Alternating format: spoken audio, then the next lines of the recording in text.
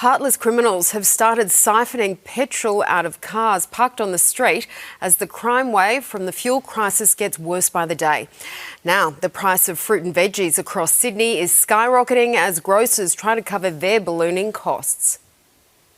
At the fruit and veg shop, the rising price of petrol leaving supply far from apples. Rather than coming daily to the market, it's only coming maybe twice a week. Pushing up prices, the worst produce transported from interstate, like broccoli and fennel. Probably about 25% to 30% increases so far. Impacting small business, food producer Elizabeth Hewson sources her ingredients interstate. How long can I ride this out? And you don't really want to make a drastic change like increase the price straight away. Today, 51 petrol stations across the state have run dry, 164 without diesel, but fuel still being bought in bulk. This at a Western Sydney servo. If demand management procedures are required, that might be rationing. We're firmly of the belief that it should be a nationally consistent approach. Petrol thieves in Victoria targeting parked cars, prizing open fuel caps, siphoning tanks. Shoppers adjusting their habits, retailers